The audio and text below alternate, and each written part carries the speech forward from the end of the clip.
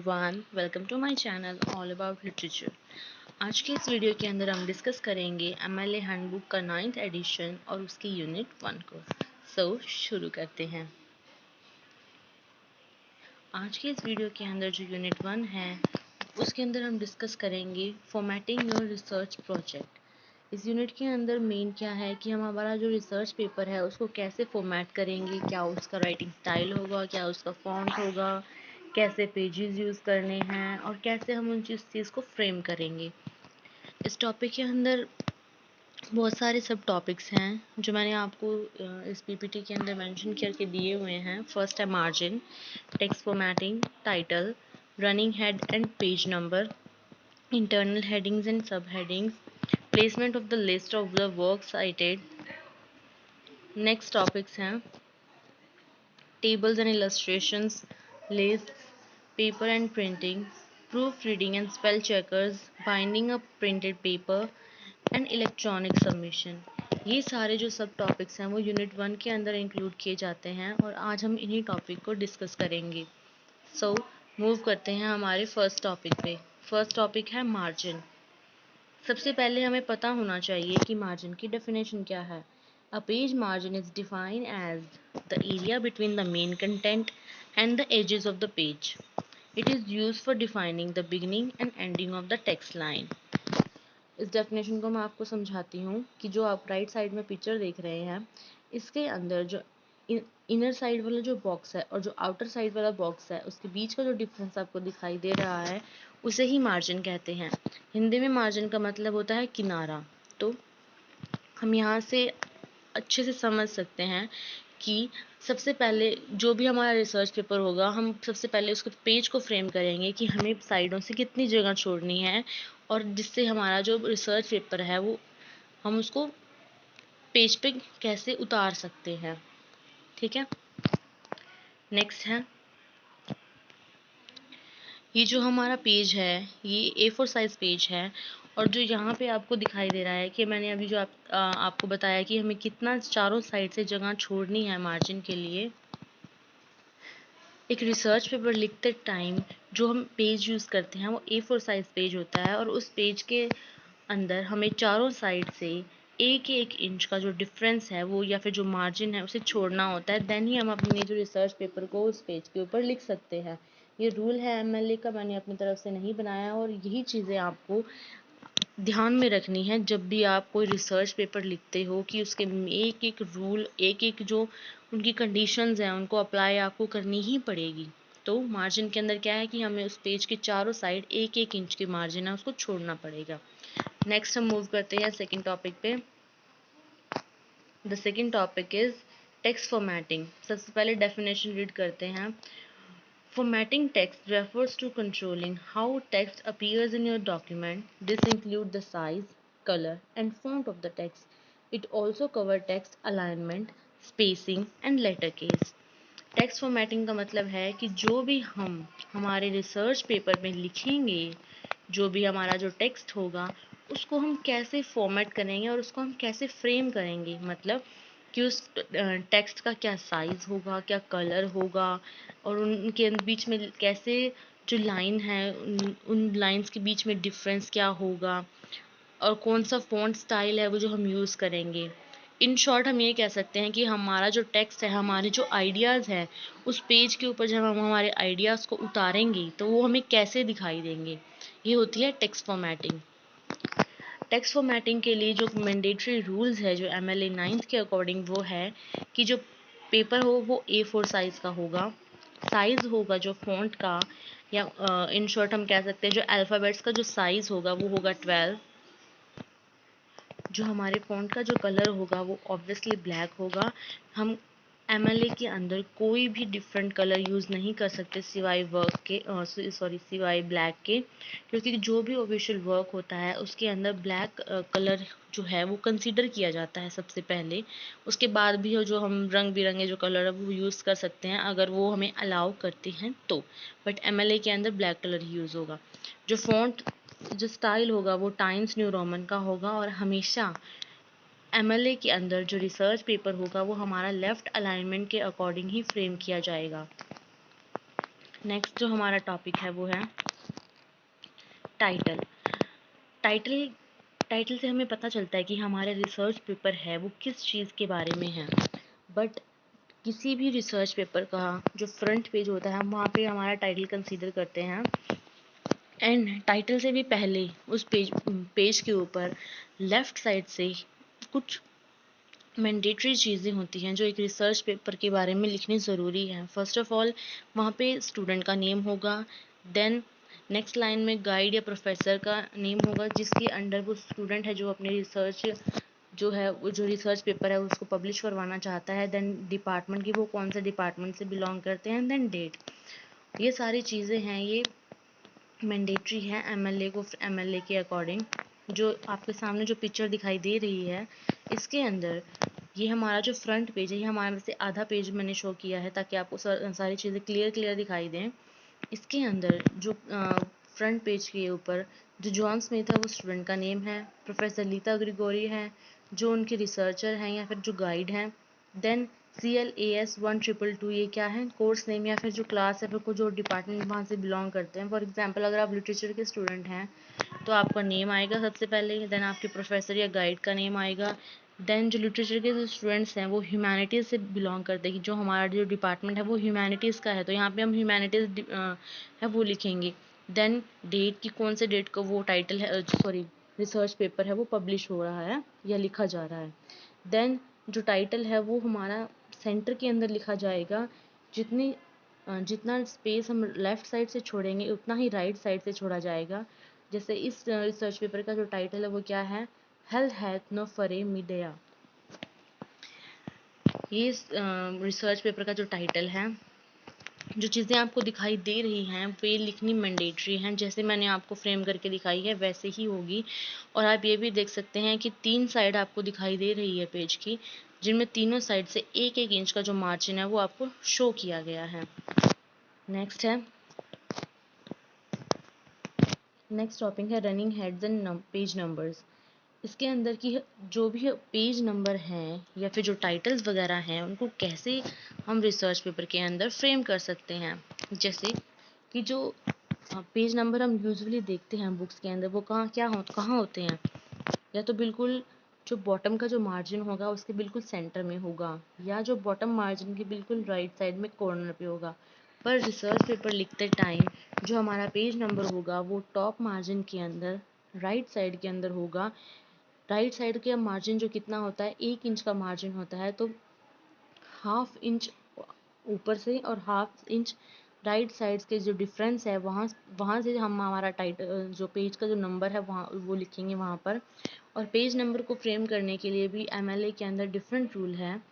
First rule तो ये है कि हमारा जो स्टूडेंट का जो सरनेम होता है अगर उसके नेम में उसका सरनेम भी इंक्लूड होता है। फॉर एग्जांपल कोई स्टूडेंट है जैसे श्रुति गाबा, तो यहाँ पे श्रुति उसका फर्स्ट नेम है, गाबा उसका सरनेम है, और जो पेज नंबर होंगे वो उसके साथ ही फॉलो होंगे। फॉर एग्जांपल सरनेम प्लस में पेज गाबा 1 गाबा 2, और अगर उसके उस भी लड़की के जो रिसर्च के जो पेपर हैं वो 10 पेजेस इंक्लूड करते हैं और जो लास्ट पेज होएगा वो क्या होगा गाबा 10। फॉर एग्जांपल अगर किसी बच्चे के नेम के अंदर सरनेम नहीं आता तो उसके फर्स्ट नेम के साथ है जो पेज नंबर इंक्लूड किए जाते हैं। जैसे किसी का नेम भूपेंद्र है तो जैसे भूपेंद्र 1 भूपेंद्र 2 भूपेंद्र 3 ऐसे ही पेजेस के हम उनको प्रोसीड करेंगे। देन जो आपको पिक्चर दिखाई दे रही है इसके अंदर क्या है, सबसे पहले स्टूडेंट का नेम, देन प्रोफेसर का नेम, देन कोर्स का नेम, देन डेट, देन हमारा जो टाइटल है, फिर उसके बाद फर्स्ट स्टैंजा सेकंड स्टैंजा, और जो बिल्कुल लास्ट के अंदर क्या होगी हमारी वर्क साइटेड लिस्ट, जिससे हम रेफरेंस भी कहते हैं। ऐसे ही फ्रेम करना होगा हमें हमारे रिसर्च पेपर को। नेक्स्ट टॉपिक जो है इंटरनल हेडिंग एंड सब हेडिंग। एमएलए के अकॉर्डिंग जो हमारा रिसर्च पेपर होगा उसमें हेडिंग को फ्रेम करने के लिए डिफरेंट रूल्स हैं। फॉर एग्जाम्पल अगर हमारे रिसर्च पेपर के अंदर डिफरेंट हेडिंग्स हैं, कुछ सब हेडिंग्स हैं, और जैसे कुछ हम हेडिंग के अंदर भी कुछ हेडिंग्स अगर यूज़ करते हैं तो वो कैसे फ्रेम करेंगे उसके लिए भी डिफरेंट रूल है। जो हमारी मेन हेडिंग होगी वो हमेशा उसका साइज़ बड़ा होगा और वो बोल्ड लेटर्स में लिखी जाएंगी। दूसरी जो हमारी सब हेडिंग होगी, फॉर एग्जांपल जो हमारा टाइटल होगा रिसर्च पेपर का, वो क्या होगा, कैपिटल लेटर्स में होगा, उसका साइज थोड़ा बड़ा होगा और वो क्या होगा, थोड़े बोल्ड अक्षरों में लिखा जाएगा। देन जो हमारे रिसर्च पेपर की जो सब हेडिंग होगी, फॉर एग्जांपल हमारे टॉपिक है, अगर हम टॉपिक के टाइटल के बाद हम क्या देंगे, उसकी इंट्रोडक्शन देंगे, ठीक है, या फिर डिस्क्रिप्शन देंगे। तो ये जो इंट्रोडक्शन एंड डिस्क्रिप्शन जो टाइटल होगी या फिर जो सब हेडिंग होगी, वो क्या होगी, नॉर्मल फॉन्ट में होगी और ना ही इसको बोल्ड करेंगे ना ही इसको अंडरलाइन करेंगे। एंड देन अगर इस सब हेडिंग के भी कोई अनदर सब हेडिंग है, फॉर एग्जांपल अगर हम डिस्क्रिप्शन के अंदर टाइप्स बताते हैं और उन टाइप्स के अंदर भी हम डिफरेंट टाइप्स को अगर हम शो करते हैं, जैसे हमारा टॉपिक अगर पोल्यूशन है तो सबसे पहले जो पोल्यूशन होगा वो क्या होगी, हमारी मेन हेडिंग होगी। इसे क्या करेंगे, हम कैपिटल लेटर में थोड़ा साइज बड़ा करके और उसको क्या करेंगे, उस हेडिंग को थोड़ी बोल्ड करेंगे। देन जो इंट्रोडक्शन और जो डिस्क्रिप्शन होगी, ये हमारी सब हेडिंग है, इनको क्या करेंगे, नॉर्मल फ़ॉन्ट के अंदर लिखेंगे, ना बोल्ड ना अंडरलाइन। देन अगर डिस्क्रिप्शन के अंदर भी हम टाइप्स को डिफरेंट टाइप में डिस्कस करते हैं, for example types of pollution, water pollution, soil pollution, फिर एक्सेट्रा एक्सेट्रा, तो जो ये वाटर पोल्यूशन, सॉइल पोल्यूशन है, ये हमारी सब हेडिंग है, हेडिंग्स की भी। तो इनको हम कैसे रिप्रेजेंट करेंगे, इनको क्या है, इनका जो फ़ॉन्ट साइज़ होगा वो सेकंड और फर्स्ट जो हेडिंग है उनके फ़ॉन्ट साइज़ से कंपैरेटिवली बहुत छोटा होगा और इनको हम इटैलिसाइज करके शो करेंगे। तो ये रूल्स हैं heading, internal headings and subheadings के लिए। हमारा जो नेक्स्ट टॉपिक है वो है placement of the list of the work cited. सबसे पहले हमें पता होना चाहिए कि वर्क साइटेड, और जिन्हें हम लोग कॉमन लैंग्वेज में रेफरेंस भी कहते हैं, ये होता क्या है। वर्क साइटेड और रेफरेंस का मतलब है कि हमने जो रिसर्च पेपर लिखा है उसे फ्रेम करने के लिए या फिर उसके आइडिया को इलेबोरेट करने के लिए हमने कौन कौन सी चीज़ों की हेल्प ली है। वो कोई बुक भी हो सकती है, कोई पुराना रिसर्च पेपर भी हो सकता है, कोई जर्नल भी हो सकता है, कोई ट्वीट भी हो सकता है, कोई साइट भी हो सकती है, कोई भी सोर्स हो सकता है। और जो वर्क साइटेड लिस्ट जो होती है, इसके अंदर हम उन सभी सोर्सेज को मेंशन करते हैं कि इन सोर्सेज से हमने हमारे जो आइडियाज़ हैं उनको इलेबोरेट किया है।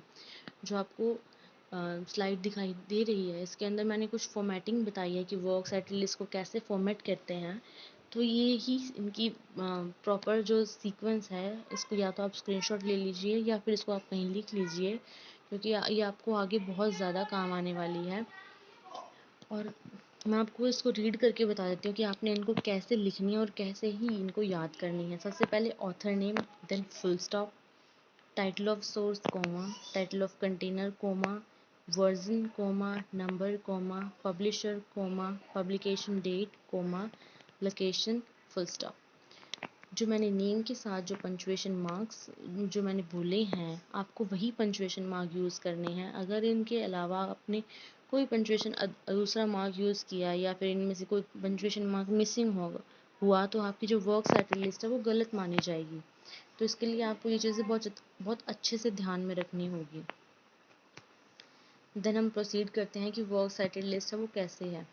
वर्क साइटेड लिस्ट जो हमेशा है, जो हमारे रिसर्च पेपर के बिल्कुल लास्ट में आती है। फॉर एग्जांपल आपका रिसर्च पेपर है, अगर वो 5.5 पेजेस के अंदर ख़त्म हो जाता है, तो ये नहीं है कि हम वर्क साइटेड लिस्ट को जो बचा हुआ हाफ पेज है वहीं से शुरू कर देंगे। वर्क साइटेड लिस्ट के लिए हमें हमेशा न्यू पेज की ज़रूरत होगी। फॉर एग्जांपल अगर हमारा जो रिसर्च पेपर है वो 5.5 पेजेस में ख़त्म हो गया, तो जो 6th पेज होगा वहाँ से जो हमारी वर्क साइटेड लिस्ट है वो शुरू होगी।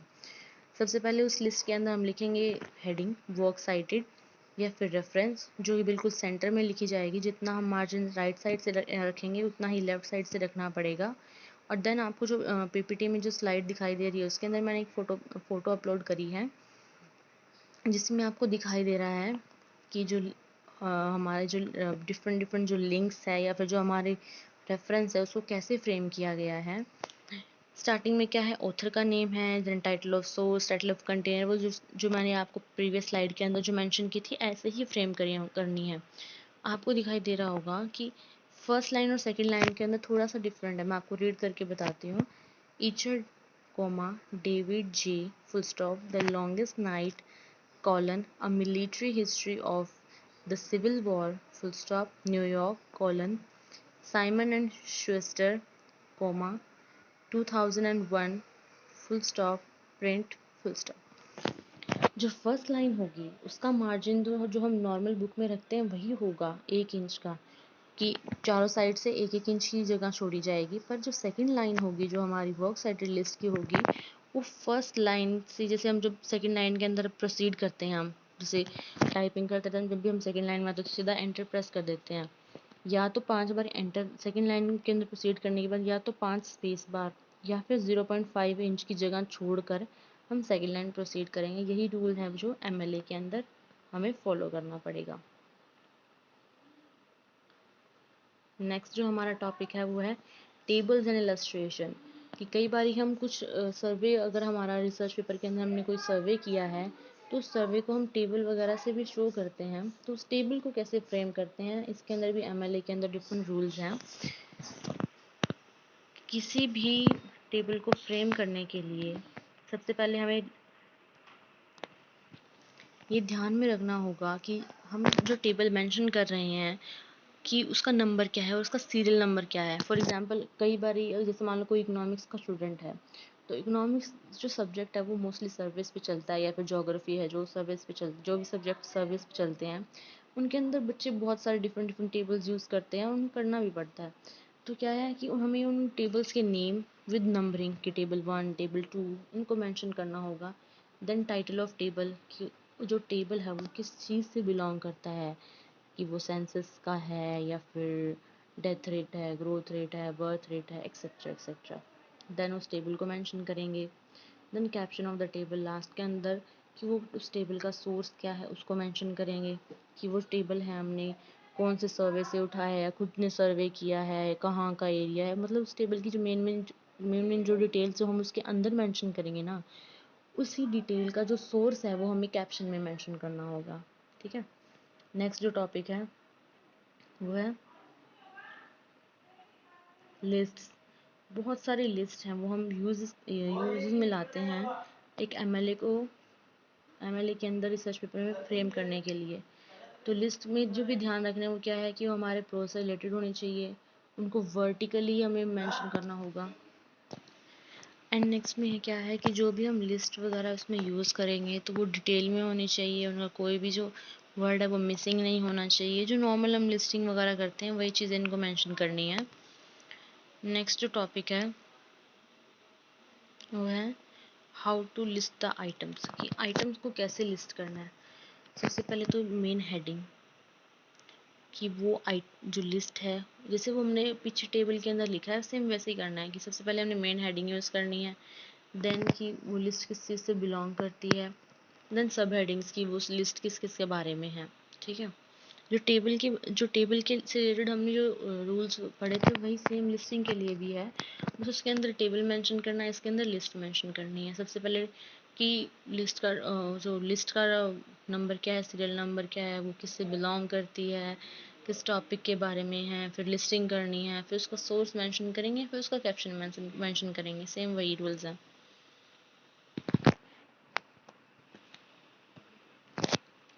नेक्स्ट है paper and printing. Most important चीज़ जो हमें हमारे रिसर्च पेपर के लिए ध्यान में रखनी है वो है पेपर एंड प्रिंटिंग, कि पेपर कैसा होना चाहिए और उसकी प्रिंटिंग का क्या उसमें रूल्स एंड रेगुलेशन है। पेपर A4 साइज़ होना चाहिए, और जो पेपर है वो थिन नहीं होना चाहिए, क्योंकि ये नहीं होना चाहिए कि वो बिल्कुल इतना घटिया सा पेपर हो कि इसके अंदर जो पीछे साइड के जो अल्फ़ाबेट्स हैं वो हमें आगे से दिखाई दे। मिक्सिंग नहीं होना चाहिए, थोड़ा मतलब smooth and hard paper use करना है। और जो फॉर्मेटिंग है वो 9th एडिशन के अकॉर्डिंग होनी चाहिए। और जो पेपर है वो दोनों साइड पे लिखा होना चाहिए, मतलब जो प्रिंटिंग होगी जो पेपर की वो दोनों साइड में फ्रंट एंड बैक होगी। और जो फ़ॉन्ट साइज़ है वो क्या होगा 12, और जो फ़ॉन्ट स्टाइल क्या होगा वो क्या होगा टाइम्स न्यू रोमन। ये चीज़ें हम पहले डिस्कस कर चुके हैं। प्रिंटिंग से रिगार्डिंग हमें क्या क्या जो चीज़ें हैं वो ध्यान में रखनी है, कि प्रिंटिंग अच्छे से करवानी चाहिए। और कई बार ये होता है कि जहाँ से हम प्रिंट करवाते हैं वो डिफरेंट कलर्स यूज़ कर देते हैं। वो इनको सारे रूल्स एंड रेगुलेशंस बताने होंगे कि हमारी ये थीसिस है या रिसर्च पेपर है और इसको हमने सबमिट करनी है, तो उसके लिए क्या क्या इसके रूल हैं जो हमें पता है, उनको ध्यान में रखना चाहिए। देन है proof reading and spell checker. Proof reading का मतलब क्या है कि कई बार जैसे हम कुछ लिखते हैं उसको बार बार पढ़ते हैं ना कि इसमें कोई मिस्टेक ना हो, जैसे हमें टीचर्स भी बोलते हैं इसको 2-3 बार पढ़ो, इसके अंदर मिस्टेक हो या फिर कुछ डाउट हो उसको अंडरलाइन करो, उसको चेक करो, एंड स्पेल अगर कहीं स्पेलिंग गलत नहीं हो, क्योंकि जो हम लिख रहे हैं ना वो एक रिसर्च पेपर है, रिसर्च है वो, और हमारे रिसर्च के अंदर हम गलती का जो है वो रिस्क नहीं ले सकते कि हम कोई गलती करेंगे उसके अंदर, तो उस गलती को हटाने के लिए हमें बार बार उसको देखना पड़ता है। पहली बात कि जो अगर हम अपने रिसर्च पेपर के अंदर कोई फॉरेन लैंग्वेज के जो वर्ड्स हम यूज़ कर रहे हैं तो हमें उन वर्ड्स के बारे में पता होना चाहिए, और हमें ये भी पता होना चाहिए कि जो वर्ड्स हम यूज़ कर रहे हैं वो बिल्कुल सही हो। हमें हमारी नेटिव लैंग्वेज का तो पता है पर फॉरेन लैंग्वेजेस का तो नहीं पता ना, अगर हम उनको यूज़ कर रहे हैं तो हमें पता होना चाहिए कि वो बिल्कुल एक्यूरेट लिखी हो। दूसरी बात, हमें 2-3 बार उस रिसर्च पेपर को पढ़ना चाहिए, क्योंकि हमारा रिसर्च पेपर लिखने के बाद उसका प्लेजरिज्म चेक करवाना पड़ता है कि कहीं वो जो रिसर्च पेपर है वो प्लेजराइज्ड ना हो, क्योंकि MLA 9th के अकॉर्डिंग सिर्फ एक स्टूडेंट है वो 10 से 12% जो प्लेजरिज्म है वो अफोर्ड कर सकता है, उसके बाद में अगर ज़्यादा प्लेजरिज्म है तो हमें वो सारा रिसर्च पेपर फिर से लिखना होगा। ठीक है, इसीलिए हमें सारी चीज़ों को अवॉइड करने के लिए खुद से 2-3 बार इसको चेक करना चाहिए। देन है नेक्स्ट टॉपिक हमारा बाइंडिंग अ प्रिंटेड पेपर। रिसर्च पेपर लिखने के अलग रूल हैं और बाइंडिंग करने के लिए रूल डिफरेंट नहीं है, बस थोड़ा सा हमें पेज के अंदर थोड़ा बदलाव करना होगा। फिर जैसे रिसर्च पेपर लिखने के लिए चारों साइड से 1 इंच की मार्जिन छोड़ते हैं, बट अगर हम बाइंडिंग करवाएंगे उसके लिए स्पेस थोड़ा ज़्यादा चाहिएगा, इसीलिए प्रिंटिंग के टाइम हमें ये चीज़ें ध्यान में रखनी चाहिए, क्योंकि प्रिंटिंग या फिर जो बाइंडिंग होगी वो हमेशा लेफ़्ट साइड से होगी, या फिर जो इनर जो मार्जिन है पेज का उधर से बाइंडिंग होगी, तो हमें वहाँ से थोड़ी सी स्पेसिंग ज़्यादा हमें छोड़नी पड़ेगी कि top side, bottom side and जो पेज का जो राइट साइड होगा वहाँ से जो मार्जिन होगी पेज की वो 1 इंच ही होगी, बट जो लेफ़्ट साइड से जो मार्जिन होगी वो उसकी बढ़कर बाइंडिंग के टाइम 1.5 इंच हो जाएगी। वेदर 1 इंच या फिर 5 स्पेस बार उसका मार्जिन होगा, या फिर 1 इंच प्लस में 0.5 इंच उसका मार्जिन होगा प्रिंटिंग के लिए या सॉरी बाइंडिंग के लिए। बस हमें यही ध्यान रखना और डिफरेंट कोई भी रूल नहीं है। नेक्स्ट एंड जो लास्ट हमारा जो टॉपिक है वो है इलेक्ट्रॉनिक सबमिशन, कि हमने हमारे ये चीज़ें हमेशा ध्यान में रखनी है कि हमने रिसर्च पेपर लिख भी लिया, उसको फ्रेम भी कर लिया, उसको चेक भी कर लिया, उसकी बाइंडिंग के लिए भी सारी चीज़ें ध्यान में रख ली, बट लास्ट और जो मोस्ट इम्पॉर्टेंट जो रूल है वो है कि जो हमारा रिसर्च पेपर होगा वो हमेशा टाइपिंग होती है उसकी, तो वो MS वर्ड में टाइप होगा। रिसर्च पेपर जो है कभी भी PDF फॉर्म में नहीं सबमिट करवा सकते, क्योंकि उसके अंदर टाइपिंग के बाद या फिर सबमिशन के बाद भी उसमें बहुत सारे एडिटिव होती है, कुछ चीज़ें ऐड करते हैं, कुछ चीज़ें हम माइनस करते हैं, फिर या फिर जो हमारे गाइड या फिर प्रोफेसर होंगे वो भी उस रिसर्च पेपर को पढ़ेंगे, चेक करेंगे और जो हमारी मिस्टेक है उनको बताएंगे। PDF फॉर्म में सबमिट होने के बाद उस चीज़ को हम एडिट नहीं कर सकते, तो हमेशा रिसर्च पेपर को MS वर्ड से डायरेक्ट उसको शेयर करना चाहिए और हमेशा MLA के रूल्स के अकॉर्डिंग ही फ्रेम करना चाहिए। सो आज का जो हमारा टॉपिक है वो यहीं ख़त्म होता है। अगर आपको इस यूनिट फर्स्ट के बारे में कोई भी डाउट है तो आप मेरे से शेयर कर सकते हैं, और जो इसकी जो PPT है वो मैं आपको टेलीग्राम चैनल पर प्रोवाइड करवा दूँगी। टेलीग्राम चैनल का जो लिंक है वो मेरे चैनल के डिस्क्रिप्शन में दिया हुआ है। आपको लगता है कि मुझे इसमें कुछ इम्प्रूवमेंट या फिर कुछ ऐड करने की ज़रूरत है वो भी आप मुझे बता सकते हैं। सो यहीं वीडियो ख़त्म करते हैं। अगर आपको मेरी वीडियो पसंद आए तो उसको लाइक, शेयर एंड कमेंट ज़रूर करें। मुझे बहुत खुशी होगी अगर आप मेरी वीडियो देख के मुझे अपनी गलतियाँ बताएंगे, क्योंकि मुझे अपनी गलतियों से सीखने में बहुत अच्छा लगता है। एंड अगर आपको चैनल अच्छा लगे तो आप उसको सब्सक्राइब करें, अदरवाइज़ मैं बहुत मेहनत करूँगी। Thank you.